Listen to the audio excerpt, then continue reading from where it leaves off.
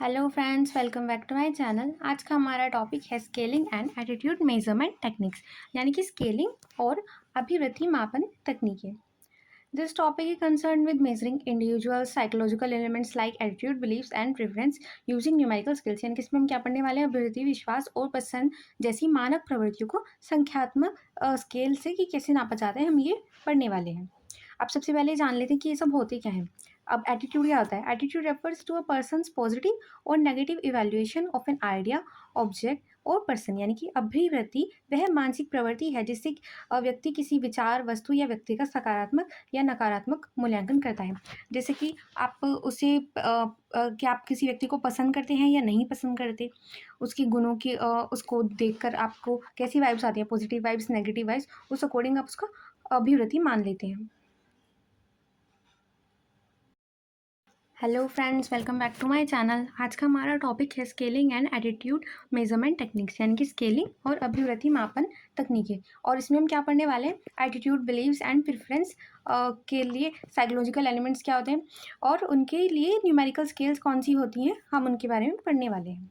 अब सबसे पहले जान लेते हैं एटीट्यूड क्या होता है। Attitude refers to a person's positive और negative evaluation of an idea, object और पर्सन। यानी कि अभिवृत्ति वह मानसिक प्रवृत्ति है जिससे व्यक्ति किसी विचार, वस्तु या व्यक्ति का सकारात्मक या नकारात्मक मूल्यांकन करते हैं। क्या आपको कोई आइडिया बताया गया, आपको कोई ऑब्जेक्ट बताया गया या फिर आपको कोई व्यक्ति मिला, तो आप उसको पॉजिटिव वे में ले रहे हैं या नेगेटिव वे में ले रहे हैं, वही एटीट्यूड कहलाता है। अब उसके बाद आता है attribute. Attribute are qualities of characters और करेक्टरिस्टिक्स ऑफ अ पर्सन और thing that define their behaviour और रिस्पॉन्स। यानी कि गुण व विशेषताएं हैं जो किसी व्यक्ति या वस्तु के व्यवहार या प्रतिक्रियाओं को परिभाषित करते हैं। जैसे कि आप किसी व्यक्ति से मिले, अब उसका नेचर अच्छा होगा, उसके गुण अच्छे होंगे तो वो क्या करेगा? वो आपको अच्छी तरह ट्रीट करेगा। पर अगर उसके नेचर अच्छा नहीं होगा या गुण अच्छे नहीं होंगे तो वो आपको अच्छी तरह से ट्रीट नहीं करेगा, इग्नोरेबल रिस्पॉन्स देगा। और उस तरह से आप उनका व्यक्ति को पहचान पहचान सकते हैं। आप उनके गुणों के आधार पर उनको कह सकते हैं भाई ये अच्छा व्यक्ति है और ये बुरा व्यक्ति है। उसके बाद आते हैं बिलीव्स। बिलीव्स और convictions that something is true और रियल विदाउट नीडिंग प्रूफ। यानी कि विश्वास वी धारणाएं हैं जिन्हें बिना प्रमाण के सत्य माना जाता है। यानी कि जो आपको मानना है कि आपको उसके लिए किसी प्रूफ की जरूरत नहीं है, आप बस उसको अपने आप से मानते हैं।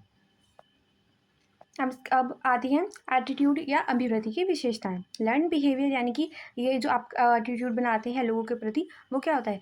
आपके एक्सपीरियंस के आधार पर या फिर आपने जो भी सीखा है उसके आधार पर आप बनाते हैं। अब इसमें क्या होता है? डायरेक्शन होता है और एक इंटेंसिटी, यानी कि दिशा और तीव्रता दोनों होते हैं। उसके बाद affecting cognitive and behavioural components, यानी कि इसमें भावनात्मक, बौद्धिक और व्यवहारिक तत्व होते हैं। यानी कि आप भावना के माध्यम से, बौद्धिक अपने माध्यम से और व्यवहार के माध्यम से भी एटीट्यूड का पता लगा सकते हैं। उसके सब्जेक्टिव इन नेचर, यानी कि यह स्वाभाविक रूप से व्यक्तिपरक होता है। यानी कि हर किसी व्यक्ति के प्रति आपका एटीट्यूड अलग हो सकता है। अब and influence perception and action, यानी कि वह व्यक्ति की धारणा और कार्य को प्रभावित करती है। अब उसके बाद आते हैं एटीट्यूड मेजरमेंट, यानी कि अभिवृत्ति मापन। It is the process of identifying and evaluating the nature of an individual's attitude through structured tools. यानी कि यह प्रक्रिया किसी व्यक्ति की अभिवृत्ति को व्यवस्थित उपकरणों से पहचानने और मापने की होती है कि जिन टूल्स से आप लोगों के एटीट्यूड को मेज़र कर रहे हैं, उनकी अभिवृत्ति को नाप पा रहे हैं, वही हमारी अभिवृत्ति मापन कहलाती है।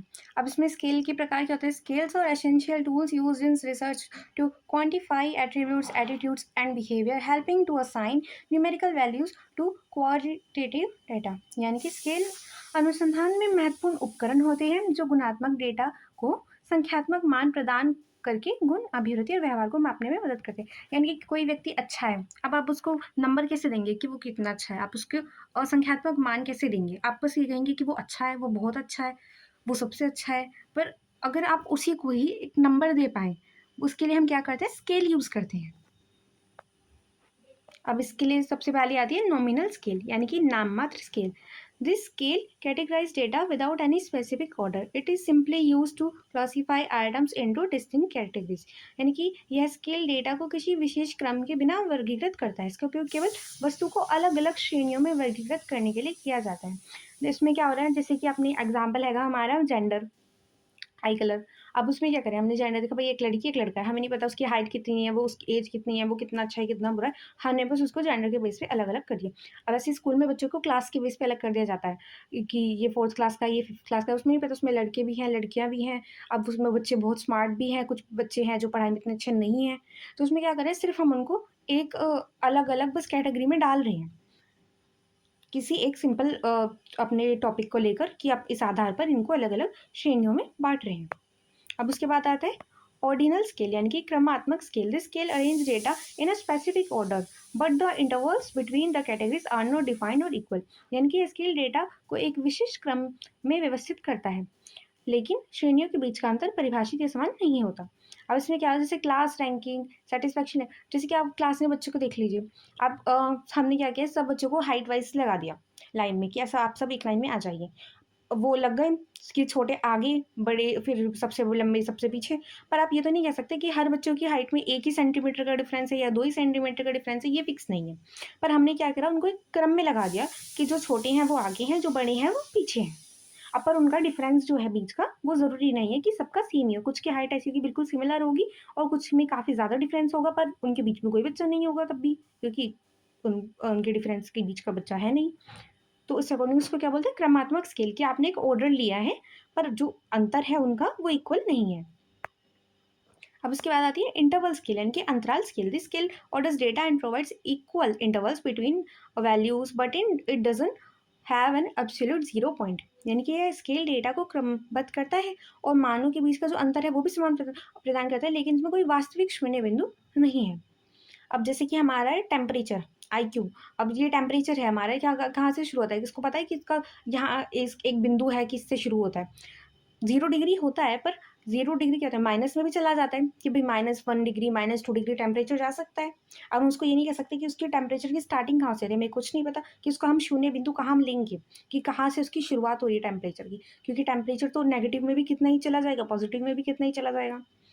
तो उसमें क्या है, हम ये कह सकते हैं कि अगर हम अपने यहाँ पे 3 डिग्री है, नेक्स्ट क्या होगा 4 डिग्री होगा, 5 डिग्री होगा। तो हमने क्या करें, अंतर तो हम इनको समान दे सकते हैं, पर हम ये नहीं बता सकते कि इनका शून्य बिंदु कहाँ है।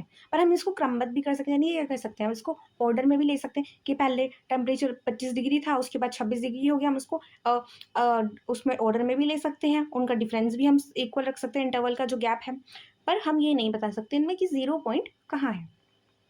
अब उसके बाद आती है रेशियो स्केल यानी कि अनुपात scale. This scale is similar to the interval scale but includes a true 0 point allowing for meaningful ratios. यानी कि यह पैमाना अंतराल पैमानों के समान है, लेकिन इसमें वास्तविक शून्य बिंदु शामिल है जो सार्थक अनुपातों के लिए अनुमति देता है। यानी कि हमें बताए कि जीरो इसमें कहाँ पर है, जैसे कि हाइट है, वेट है, इनकम है, हम क्या कर सकते हैं, जीरो से शुरू कर सकते हैं कि अगर हम कोई जॉब नहीं कर रहे हैं, हमारे पास कोई इनकम का सोर्स नहीं, हमारी क्या होगी, इनकम जीरो होगी। फिर हमें कुछ अपनी पॉकेट मनी मिल रही है, तो क्या होगी, हमारी इनकम बढ़ जाएगी। तो हम बता सकते हैं कि कहाँ पे जीरो हमारा है। और फिर हम उसमें क्या कर सकते हैं, हम इंटरवल्स भी डाल सकते हैं कि हमारे 100 रुपये बढ़ गए, फिर उसके बाद हमने 100 और बढ़ा दिए तो 200 हो गए, 300 हो गए। ऐसे ही हाइट में कि हमारी कोई हाइट नहीं मान के चल रहे हैं, हम जीरो मान लिया हमने, जीरो से उसकी हाइट क्या होगी, कोई कोई चीज़ ले लीजिए आप, कुछ नहीं है वहाँ पे, फिर वहाँ पे आएगी 1 सेंटीमीटर 2 सेंटीमीटर, जैसे कि कोई पौधा उग रहा है। अब सबसे पहले क्या होगा, वो कुछ नहीं दिखेगा, हमने सीड डाल दिया, उसके बाद क्या होगा 1 सेंटीमीटर 2 सेंटीमीटर 3 सेंटीमीटर। तो वहाँ पे हमें पता है 0 पॉइंट। ये तो नहीं कि पौधे की हाइट नेगेटिव में जा रही है या फिर हमारी हाइट नेगेटिव में जा रही है, वेट नेगेटिव में जा रहा है, ऐसा नहीं होता। यहाँ पे हम 0 पॉइंट अपना मान सकते हैं।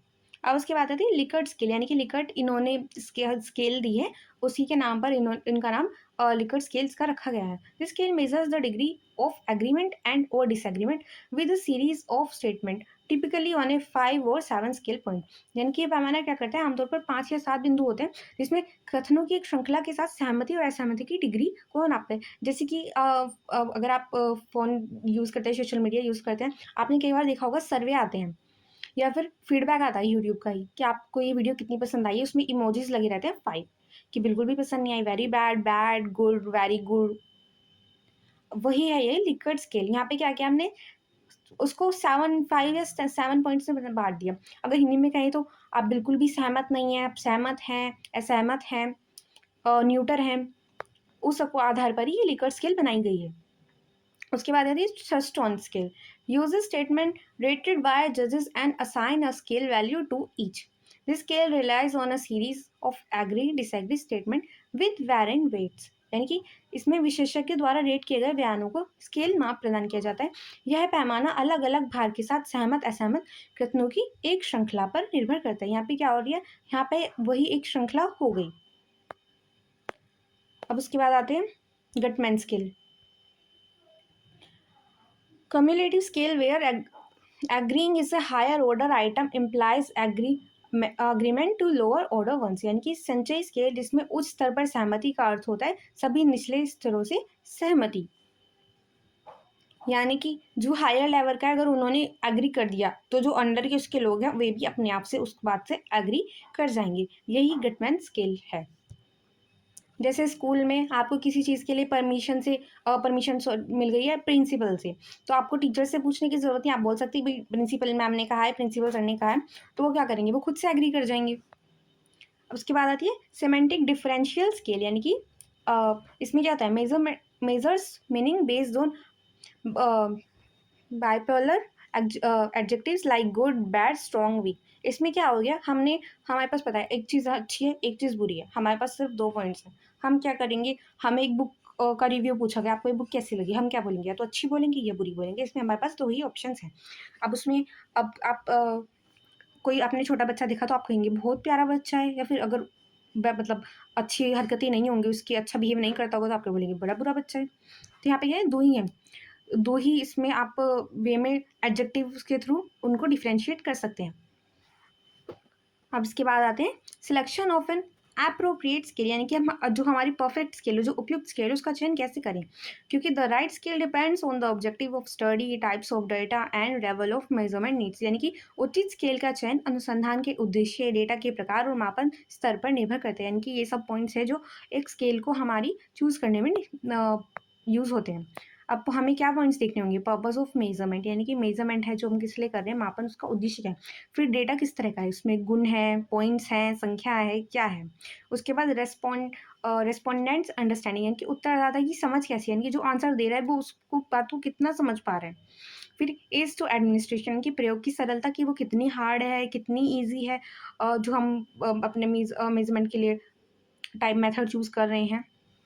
एंड स्टेटिकल कॉम्पेटिबिलिटी, यानी कि सांख्यिकीय अनुकूलता, यानी कि ऐसी होती है कुछ स्केल में, जैसे कि अगर आपको 2 ही ऑप्शंस मिले हैं, अच्छा बुरा, तो आप क्या करेंगे, अभी हमने जो पढ़ी है लास्ट वाली स्केल उसको यूज़ करेंगे। पर जहाँ पे आपको काफ़ी बड़ा डेटा देना है वहाँ पे आप कौन सी स्केल यूज़ करेंगे, तो उसमें कि आपके पास नंबर्स कितने हैं उस अकॉर्डिंग भी ये सब पॉइंट्स ध्यान दिए जाते हैं। उसके बाद आती है limitations of attitude measurement scale, यानी कि अभिवृत्ति मापन स्केल की सीमाएं, क्या सीमाएं होती है, despite their usefulness their scale these scales में suffer from respondent bias, interpretation issues and limited accuracy, यानी कि पूर्वाग्रह हो सकते हैं उत्तरदाता के, व्याख्या की समस्याएं हो सकती है कि आप उस बात को प्रॉपर्ली नहीं समझ पाए हों, और सीमित सटीकता से प्रभावित हो सकते हैं कि जहाँ पे आपको बहुत बड़े पैमाने पर लेना है, बहुत बड़े लोगों अमाउंट में आपके पास नंबर्स हैं जिन लोगों का आपको इंटरव्यू लेना है या फिर किसी भी तरह से आपको डेटा कलेक्ट करना है, तो वहाँ पे क्या हो सकता है, जहाँ पे ज़्यादा लोग आएंगे वहाँ पे आपका हो सकता है कि आप एक्यूरेट ना लिख पाएँ, उसको ना नोट डाउन ना कर पाएँ।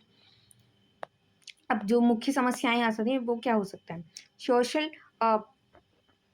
डिसायरेबिलिटी बायस, यानी कि सामाजिक स्वीकार्यता पूर्वाग्रह, यानी कि जो पहले से ही समाज में पूर्वाग्रह हैं कि ये चीज़ अच्छी नहीं है, ये चीज़ बुरी नहीं है, वो इफेक्ट कर सकते हैं एक नई चीज़ को।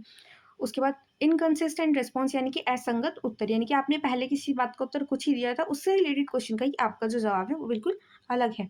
जैसे कि आपसे पूछा गया कि क्या आप यूपी में रहते हैं, आपने हाँ कर दिया, पर अगर आपसे सॉरी हाँ, अगर अगर आपसे फिर उसके बाद आपको बिहार की किसी जगह का नाम पूछा गया कि आप यहाँ पे रहते हैं, इस शहर में रहते हैं, आपने उसको भी हाँ कर दिया, तो क्या हो रही है, असंगत उत्तर हो गया, आपके आंसर जो है जो मैच नहीं कर रहे हैं। उसके बाद मिसअंडरस्टूड क्वेश्चन, यानी कि हो सकता है आपने जो क्वेश्चन है उसकी वे को गलत समझा हो, आपसे पूछा कुछ और गया पर आपने कुछ और बताया हो। उसके बाद लिमिटेड इंसाइट्स, यानी कि सीमित अंतर्दृष्टि, यानी कि हो सकता है कि आप उतना सोच ही नहीं सकते जो आपसे क्वेश्चन पूछे जा रहे हैं, आप उतने उस टॉपिक पर अभी कुछ विचार आपके हैं ही नहीं। उसके बाद रेस्पॉन्स स्टाइल बाइस, यानी कि उत्तर शैली पूर्वाग्रह। अब ये सब है हमारी प्रमुख सीमाएं हैं। इसके बाद आता है data presentation, processing and analyse, यानी कि डेटा की प्रस्तुति, प्रोसेसिंग और विश्लेषण।